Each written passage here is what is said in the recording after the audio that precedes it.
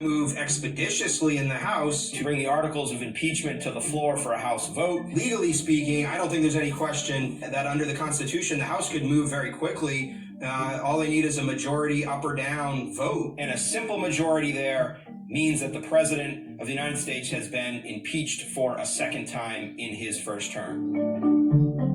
But the House can't mete out any punishment, so to speak.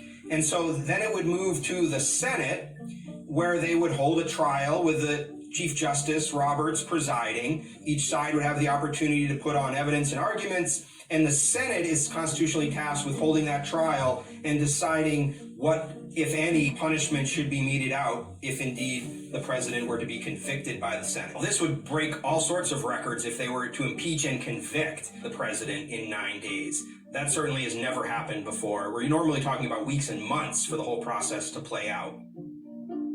Legally, there's no problem with the trial taking place in the Senate after he's left the White House. The Constitution simply says that the Senate has the sole power to try impeachments. So I think it would be very odd if the Senate did not hold a trial. And remember, the House doesn't have to turn the articles of impeachment over tomorrow or the next day. They can sit on them, they can hold them, and in a couple of weeks, we're going to have the Senate controlled by the Democrats, with Vice President-elect Harris being the swing vote there. The Senate is empowered to mete out the conviction, the punishment, if you will.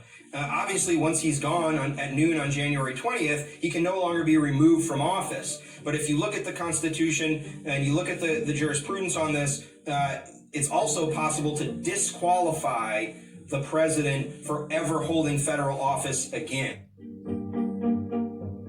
The 14th Amendment is a post-Civil War amendment. There's a provision in there that I think initially intended to deal with those folks in the Confederacy who engaged in insurrection, that says you cannot hold federal office if you engaged in insurrection or rebellion against the United States.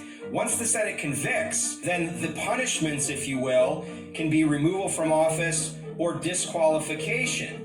And normally, disqualification requires an additional vote. A simple majority has sufficed in the past in the Senate when they've disqualified individuals from holding federal office. But I think what the House has done here by including Section 3 of the 14th Amendment is set it up so that perhaps the Senate doesn't need to take an additional vote.